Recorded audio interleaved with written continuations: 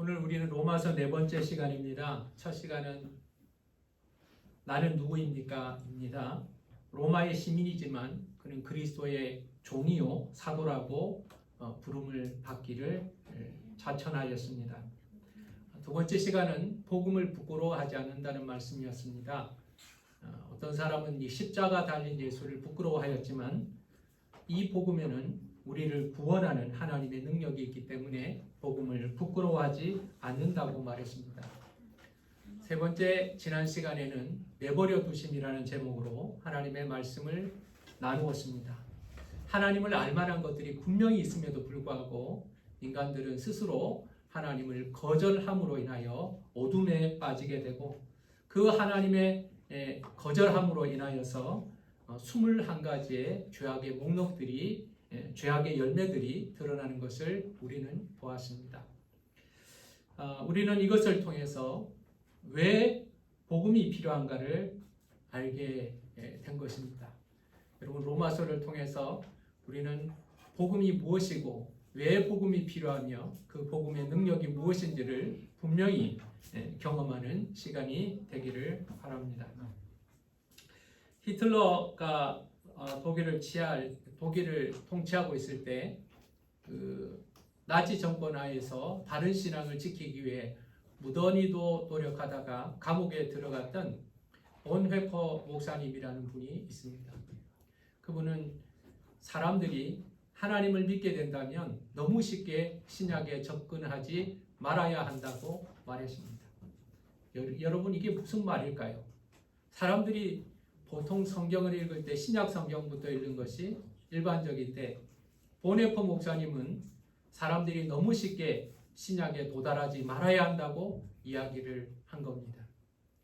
이유는 그것입니다. 구약을 먼저 보라는 겁니다. 구약을 자세히 보라는 겁니다. 구약 성경을 보면 인간의 실패가 나와 있습니다. 인간의 죄악됨이 나와 있습니다. 인간의 왕들이 얼마나 무능하고 부끄러운 존재인지를 말씀하고 있는 겁니다. 그래서 이 구약 성경을 가만히 읽다가 보면 도대체 이스라엘이 소망이 없고 우리에게 소망이 없고 얼마나 타락했는지를 생생하게 보여주는 겁니다. 그것을 깨닫고 그 죄악의 심각성을 깨닫고 나서 신약 성경을 보고 예수 그리스도를 만나야 감격이 있고 기쁨이 있다는 말입니다. 2주 전 금요 기도회, 3주 전 금요 기도회 때 제가 그 후배 목사로부터 기도 요청을 받았습니다.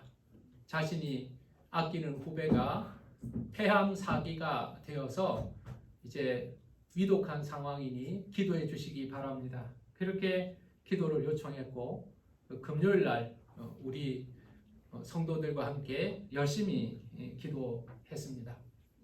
그리고 어제 조금 반가운 소식을 들었습니다.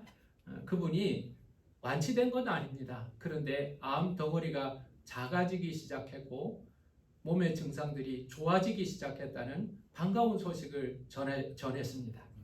그 카톡을 직접 옮기는 내용을 보니까 그 중병에서 죽을 병에서 조금이라도 나아졌다는 그 사실이 너무나 기쁘다는 감격이 담겨 있었습니다. 저는 다 치료가 되지 않았는데도 조금 나아진 것만 해도 얼마나 기뻐하고 감격하는지 저는 그것을 보며 깨닫게 됩니다.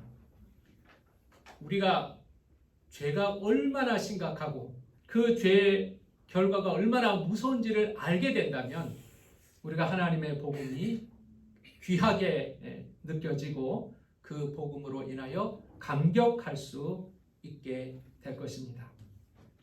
여러분, 왜 우리에게 복음이 필요한가? 여러 가지 이유가 있지만 오늘 본문은 심판이 있기 때문에 복음이 필요하다고 말씀하고 있습니다. 여러분, 심판이 있습니다. 하나님이 심판하시겠다고 말씀하십니다. 근데 여러분, 이 심판은 미래의 심판만 있는 것도 아니고 과거에 이미 심판하신 적이 있습니다. 소돔과 고모라를 보십시오. 하나님은 불로 심판하셨습니다. 노아의 시대를 보십시오. 하나님은 물로 심판하셨습니다. 가을이 되었습니다. 들판을 한번 쳐다보십시오. 다 추수가 끝났습니다. 심판이 끝난 거죠. 결실이 끝나게 된 것입니다. 우리가 겨울이 싫다고 해서 겨울이 오지 않을까요? 이제 12월이 접어들면 영하로 떨어질 것이고 추운 날씨가 오게 될 것입니다. 인생의 겨울, 결실의 시간은 반드시 찾아오게 되는 겁니다. 하나님은 심판이 있다고 말씀하셨습니다. 그러나 심판이 없다고 생각하는 것, 심판이 없다고 믿고 살아가는 것은 인간의 자유입니다. 그러나 심판이 없다고 생각하는 것은 자유이지만 심판대 앞에 서는 것은 자유가 아닙니다. 우리가 계시록을 보면 예수 그리스도께서 이 땅에 다시 오셔서 모든 백성들을 모으시고 그들을 심판하실 때 백보자 심판을 하신다고 말씀하고 있습니다. 나는 교회를 다니지 않았습니다. 나는 크리스찬이 아닙니다. 나는 이 심판을 받지 않겠습니다. 할 권리가 우리에게는 없다는 말입니다. 성경은 분명히 말씀하십니다. 심판이 있었습니다. 그리고 심판이 있을 것이라고 말씀하십니다. 그리고 하나님은 모두를 심판하실 것이라고 말씀하고 계신 겁니다. 근데 우리는 이 심판을 앞에 놓고 착각하고 있는 것이 두 가지가 있습니다. 첫 번째는 유대인들이 착각을 하고 있습니다. 1절 말씀은 이렇게 시작합니다. 그러므로 남을 판단하는 사람아, 그러므로 남을 판단하는 사람아. 여러분, 이 그러므로 남을 판단하는 사람아, 이 말로는 이 사람이 누군지 분명히 모르지만 이 말씀을 전체를 읽고 보면 남을 판단하는 이 사람은 율법을 가진 유대인이라는 사실을 알게 됩니다. 로마 교회가 한 20명이 모였는지 50명이 모였는지 혹은 200명이 되었는지 정확하지는 않지만 그 가운데 유대인들이 있었던 것이 분명합니다. 이스라엘에서 예루살렘에서 예배를 드리던 유대인, 율법을 지키던 유대인들이 로마 교회에도 있었던 것입니다. 그들은 자신이 유대인됨을 자랑하였을 것입니다. 혈통적으로 유대인이라는 것은 자랑입니다. 율법을 가진 자로서, 율법을 지키는 자로서 자부심이 그들에게는 있었습니다. 그들은 또한 할례를 행하는 자들입니다. 이방인 그리스도인들과는 비교할 수 없는 자랑이 되었던 것입니다. 그리고 이 율법을 가진 유대인들은 율법을 가지지 않은 이방인들을 판단하기 시작하는 겁니다. 당신 나와는 다른 것 같아. 하나님을 믿을 때 그렇게 믿으면 안 되는 거야. 비교하면서 우월감을 갖게 되는 겁니다. 여러분, 우리가 기억해야 할 것이 있습니다. 심판은 유대인의 기준으로 이루어지는 것이 아니라는 겁니다. 다른 사람과 내가 비교해서 내가 저 사람보다 선하기 때문에 나는 심판을 받지 않는 것이 아닙니다. 내가 저 사람보다 착하기 때문에 내가 의로운 것은 아니라는 겁니다. 그건 착각입니다. 그건 우리의 기준인 거죠.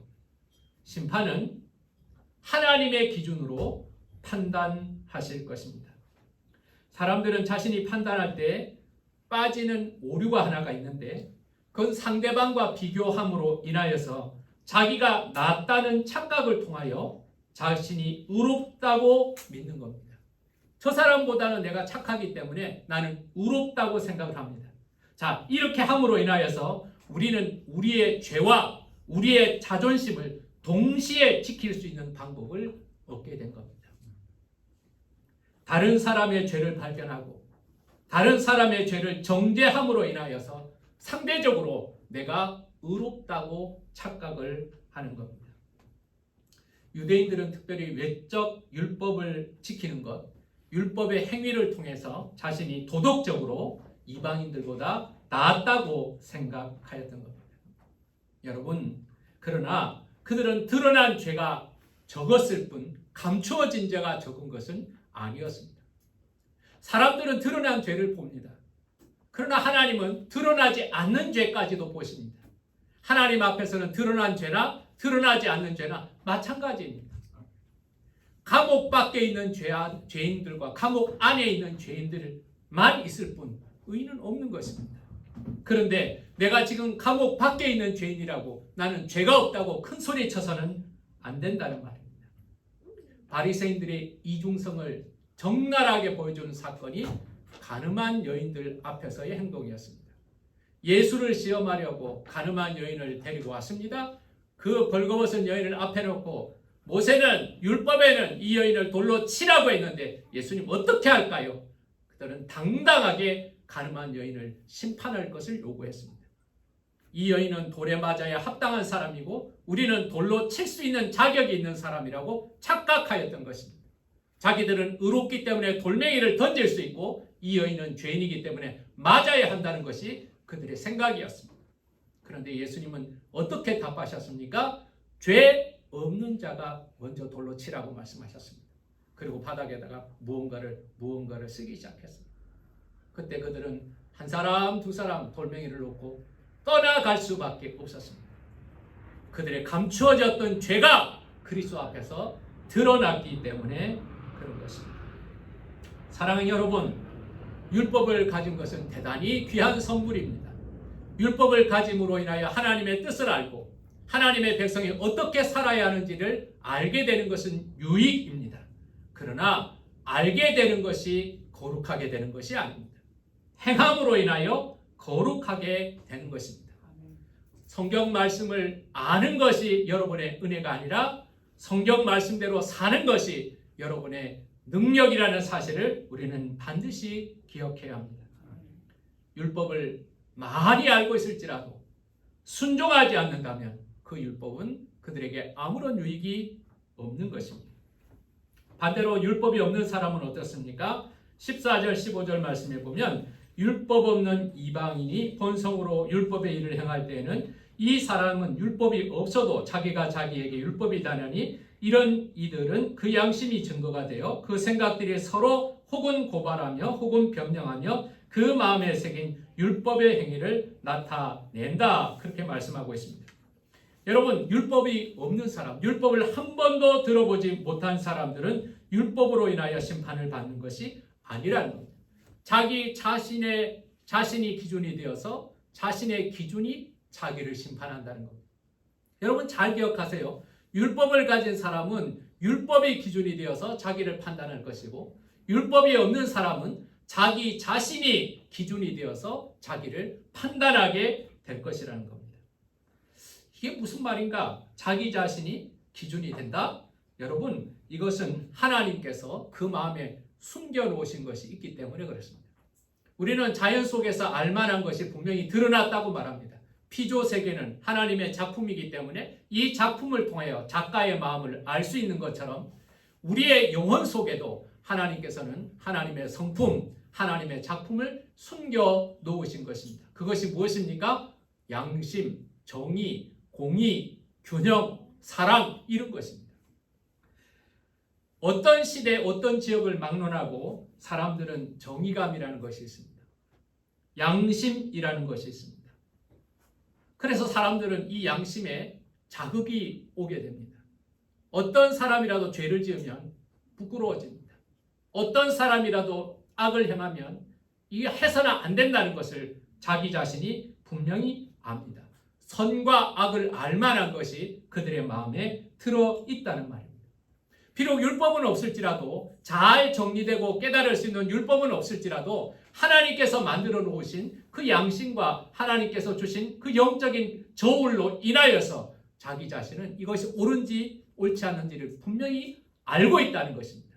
그리고 그것으로 인하여 하나님은 기준을 삼아서 심판하실 것이라는 말씀입니다. 중요한 것은요, 내가 판단하는 것이 아니라는 겁니다. 하나님이 판단하신다는 겁니다. 우리가 가지고 있는 심각한 잘못 중에 하나가요, 나 정도면 괜찮다고 생각합니다. 혹시 여러분들 동료들이나 아는 사람 모르는 사람이건 간에 한번 물어보십시오. 하나님을 안 믿는 사람에게 물어보십시오. 당신은 천국 갈 것 같습니까? 지옥 갈 것 같습니까? 그렇게 물으면 대부분의 사람들은요, 잠깐 생각하다가 그래도 천국 갈 것 같다고 말합니다. 그럼 왜 당신 천국 갈 것 같습니까? 그러면 내가 생각해봐도 저 사람들보다는 내가 약간 착한 것 같고 나쁜 일보다는 착한 일을 조금 더 많이 한 것 같다고 생각합니다. 그래서 나는 천국 갈 것 같다고 생각합니다. 그걸 우리는 뭐라고 말합니까? 지가 복음이라고 말하는 거예요. 전혀 근거가 없는 자기 혼자만의 착각인 거죠. 내가 남들보다 조금 착각한 것 같다? 그것도 자기 생각이지만요. 실제로 그렇다 하더라도 내가 악한 일보다 선한 일을 많이 했으니까 천국 간다? 실제로 악한 일보다 선한 일을 많이 했다 하더라도 그것이 천국의 조건이 된다는 이야기가 어디 있습니까? 사람들은 착각 속에 살아가는 거예요. 내 기준에, 내 판단에, 내가 나를 돌아볼 때 괜찮은 사람이니까 천국 갈 것이라고 착각 속에 살아가고 있는 겁니다. 나 정도면 괜찮아. 여러분 절대로 이것으로 하나님의 나라에 들어갈 수 없습니다. 율법을 가지고 있으니까 괜찮아. 신앙생활 오래 했으니까 괜찮아. 성경을 많이 하니까 괜찮아. 여러분 착각하지 마세요. 하나님이 판단하시는 것입니다. 두 번째 심판과 관련돼서 착각하고 있는 것은 심판이 지연되고 있기 때문에 일어나는 착각입니다. 심판이 당장 임하지 않고 지연됨으로 인하여 사람들은 두 가지의 착각에 빠지게 됩니다. 4절 말씀을 보십시오. 혹 내가 하나님의 인자하심이 너를 인도하여 회개하게 하심을 알지 못하여 그의 인자하심과 용납하심과 길이 참으심이 풍성함을 멸시하느냐라고 말합니다. 심판이 당장 이루어지지 않을까요? 사람들은 두 가지 반응이 일어납니다. 첫 번째는 내가 이렇게 살아도 괜찮은가 보다라고 생각하고 살아가는 겁니다. 하나님께서 내가 이렇게 살아도 괜찮으니까 벌을 주지 않고 이렇게 잘 살아가고 있는 거야. 그러니까 이렇게 살면 괜찮아 라고 착각하며 사람들이 살아가고 있다는 것입니다. 두 번째는요, 심판이 없다고 생각하고 살아갑니다. 심판이 어디 있냐? 이전부터 심판이 있다고 그랬는데 심판이 이루어지지 않았지 않냐? 계속해서 심판이 없는데 심판이 있다고 말하냐? 그러니까 심판은 없다라고 착각하는 거죠. 제일 심각한 것은 이렇게 살아도 된다는 것입니다. 당장 심판이 없으니 내가 이렇게 살아도 하나님께 벌받지 않으니 나는 이렇게 살아도 된다고 착각하고 사는 것입니다. 예배를 적당히 드려도 사는데 지장 없습니다. 말씀대로 살지 않아도 벼락 맞지 않습니다. 굳이 교회에 헌신하고 신앙을 실천하기 위해서 헌신하지 않아도 나한테는 별로 손해보는 것 없습니다. 심지어는 조금씩 다른 사람들처럼 죄를 짓고 살아도 하나님이 나에게 벌하지 않습니다. 이러한 관대함 때문에 사람들은 살라미와 같이 조금씩 죄에 대해서 관대해지는 겁니다.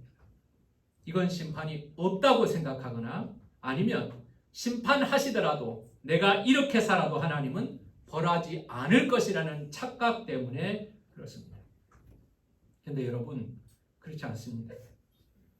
하나님은 심판이 없는 것이 아니라 인자하심으로 인하여 회개하심을 기다리고 있는 겁니다. 참고 기다리는 것입니다. 용납하심으로 길이 참고 계신다는 겁니다. 허락하시는 것이 아니라 참고 계시는 겁니다. 여러분 기억하세요. 이렇게 살아도 된다고 허락하신 것이 아니라 이렇게 살지만 주님은 참고 계신 것입니다. 사랑으로 참고 계신 거예요. 기다리고 계신 겁니다. 기회를 하나님이 주시는 것입니다. 하나님이 즉시 벌하지 않는다고 죄가 없다고 착각하지 마세요. 내가 이렇게 적당히 살아도 잘 살아진다고 잘 사는 것으로 착각하지 마세요. 하나님은 우리를 반드시 죄에 대하여 벌하시지만 항상 즉시 벌하시지는 않습니다. 어떨 때는 즉시 벌하시지만 대부분의 경우는 하나님은 기다리시는 것 같습니다. 평안하다고 이대로 살아도 된다는 착각에서 벗어나야 합니다. 우리는 지금의 평안한 상황이 우리의 기준이 아니라 하나님의 말씀이 진리가 기준이 되어야 합니다. 말씀에서 벗어나서 사는데도 평안한 것은 참 평안이 아닙니다. 반대로 고난이 온다고 벌을 주는 것이 아니고 라는 것을 기억하시기 바랍니다. 하나님은 기계적으로 인과응보하시는 분이 아닙니다. 무조건 우리에게 질병이 생기거나 실패가 오거나 고난이 온다고 하나님이 나에게 벌 주시나 봐. 여러분 그렇게 생각하지 마세요. 어떤 분은 좋은 거는 하나님이 주시고 나쁜 거는 사탄이 주는 거다. 그래서 감기만 걸려도 감기 귀신 들렸다. 막 그렇게 가르치는 분도 있더라고요. 근데 하나님은 그렇게 한 분이 아니십니다. 사랑하는 자를 연단하시는 분이십니다. 고난을 통해서 더 가치 있게 하시는 분이십니다.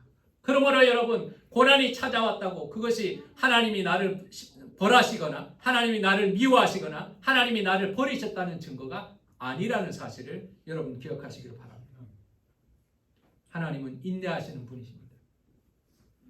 회개할 기회를 주기 위해서 즉시 심판하지 않지만 그러나 회개할 기회를 거부하는 자들에게는 피할 수 없는 진노가 쌓이고 있다는 사실을 기억해야 합니다.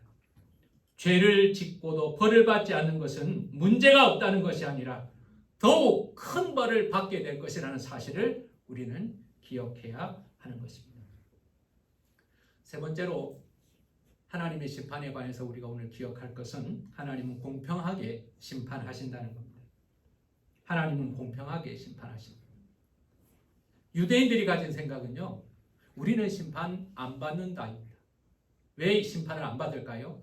혈통으로는 아브라함의 자손이요, 율법적으로는 율법을 행하는 자들이기 때문에, 성전을 사모하는 자들이기 때문에 그들은 심판을 받지 않는다. 그러나 이방인들은 심판을 받는다. 왜? 우리와 다르기 때문에. 그들은 혈통도 다르고 율법도 없고 성전도 없기 때문에 그들을 향하여 개라고 불렀습니다. 이방인들은 개야. 우리하고는 달라. 우리는 하나님의 자녀고 이방인들은 개다. 이렇게 생각을 했습니다. 그것을 구원의 우월성이라고 말하는 거예요. 우리에게는 구원의 우월성이 있다. 유대인이기 때도 구원의 우월성이 있다고 생각합니다. 그러나 여러분, 성경을 가만히 보십시오. 하나님은 유대인이나 이방인이나 차별함이 없이 심판하실 것입니다. 기준은 무엇일까요? 행함으로 인하여 심판합니다. 여러분, 우리가 기억해야 될 것은요, 행함으로 인하여 구원을 얻을 자는 없습니다. 우리의 선한 행동이 하나님의 구원을 얻을 만한 조건이 되지를 못합니다. 우리는 선을 행하지만 악한 것들이 너무나 많습니다. 그 악함으로 인하여, 죄로 인하여 심판받고 정죄받고 멸망당할 수밖에 없습니다. 그래서 우리가 선한 행위로 구원 얻을 자는 없습니다. 그러나 반대로 하나님께서 우리를 심판하실 때는 우리의 행위를 보실 겁니다. 어떤 행동을 했는지 하나님은 보고 계십니다.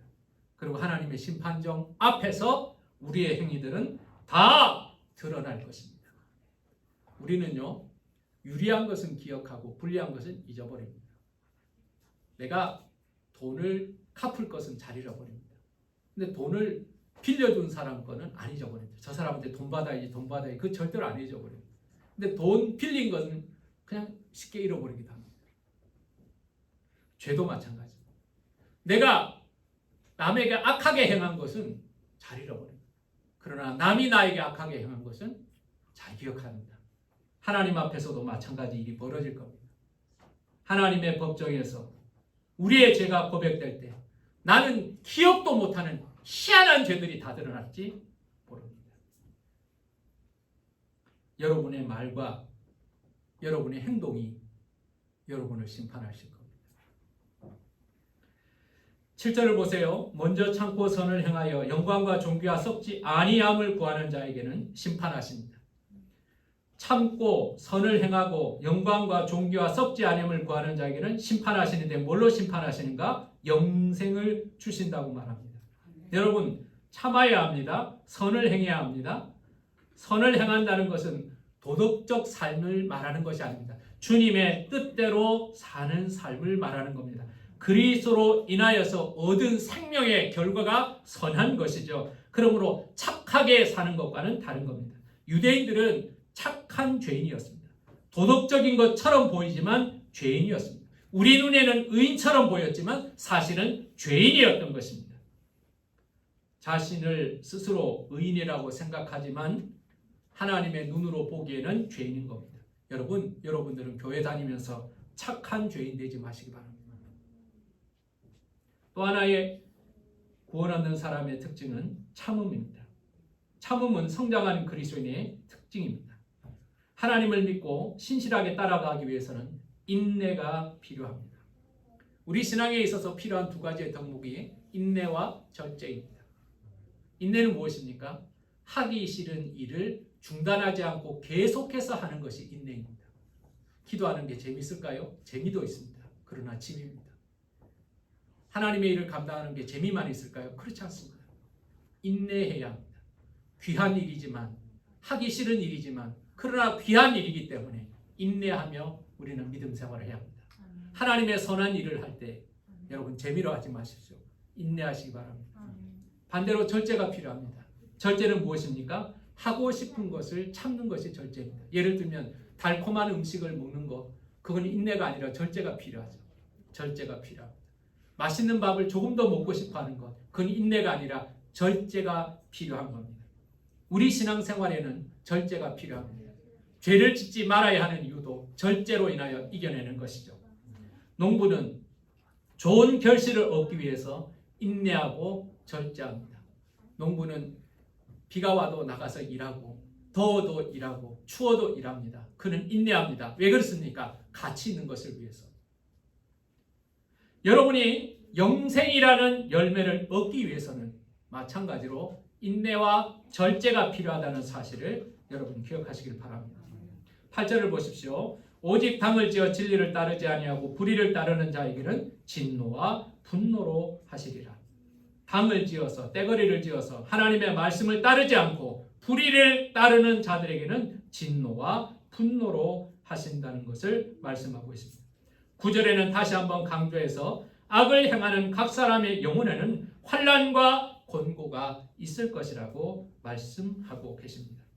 하나님은 외모로 사람을 취하지 아니하시고 유대인이나 헬라인이나 동일하게 심판하신다고 말씀하고 계신 것입니다.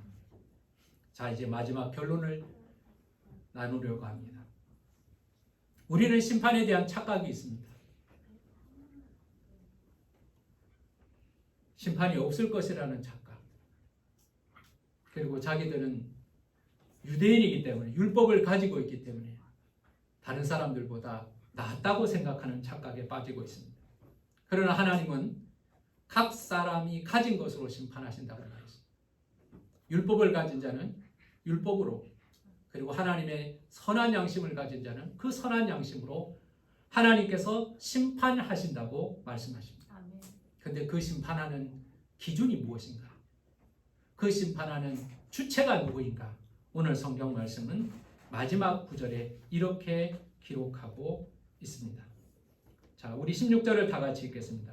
시작. 곧 나의 복음에 이른 바와 같이 하나님이 예수 그리스도로 말미암아 사람들의 비밀한 것을 심판하시는 그날이라.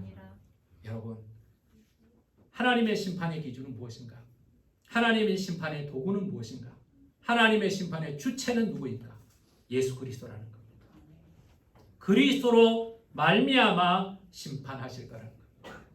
그리스도가 심판자입니다. 주님이 다시 오셔서 심판하실 겁니다. 그 아들이 심판하실 것입니다. 그 아들의 오심은 심판과 연결되어 있고 심판은 영생과 영벌과 연결되어 있다는 사실을 여러분 기억하시길 바랍니다.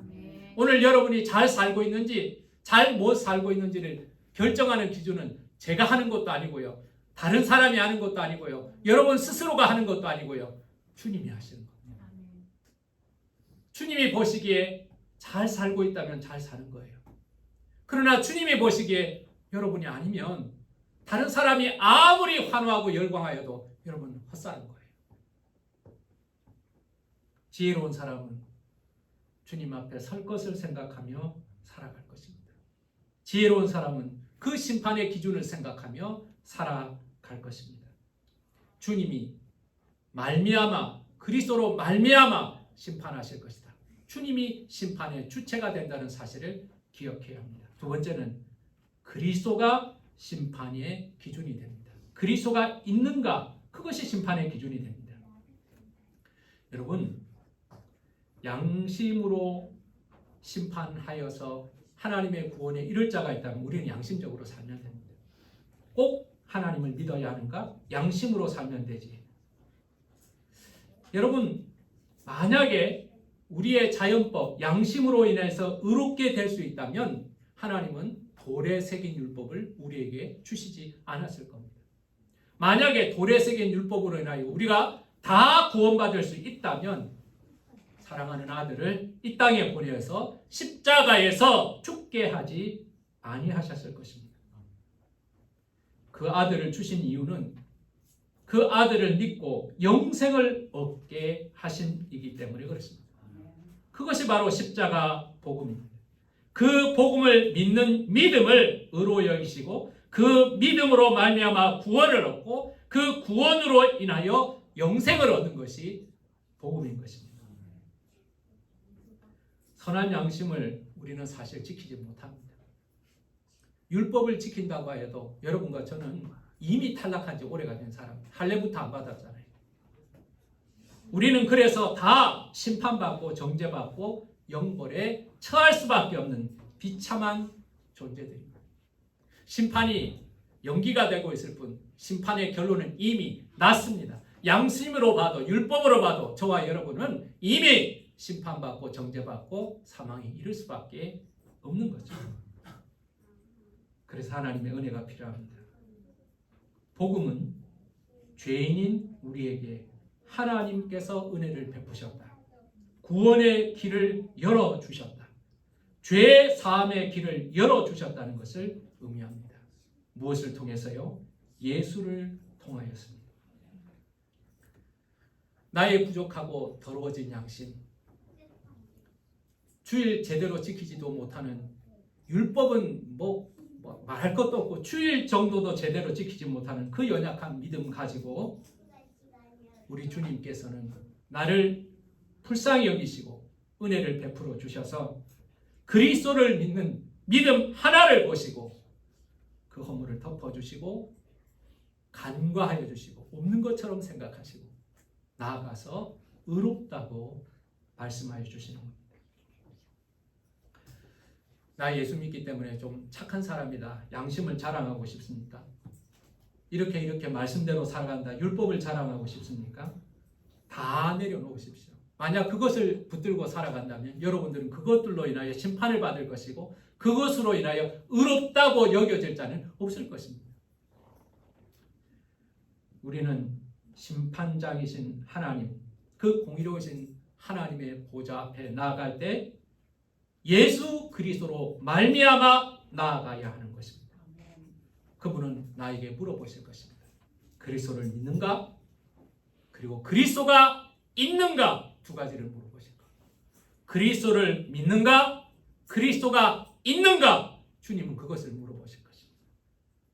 여러분, 이 시대를 살아가며 우리는 하나님의 말씀대로 살려고 하다 보니 다른 사람의 죄에 대해서도 민감하게 됩니다. 남을 판단하기 쉽습니다. 그러나 여러분, 오늘 우리는 우리를 판단해 봐야 합니다. 내가 믿는 그것으로 하나님은 나를 판단하실 것이기 때문에 나는 지금 무엇을 믿고 있는지를 돌아봐야 합니다. 나의 선함과 율법을 향하려는 도덕으로 하나님의 보좌 앞에 나아갈 수 없습니다. 그리스도로 말미암아 그리스도를 믿는가? 그리스도가 있는가? 주님은 물어보실 때 내 안에 있는 복음으로 인하여 내 안에 있는 예수 그리스도로 인하여 하나님의 보좌 앞으로 담대하게 나갈 수 있는 저와 여러분 되시기를 예수 이름으로 축원합니다. 기도하겠습니다.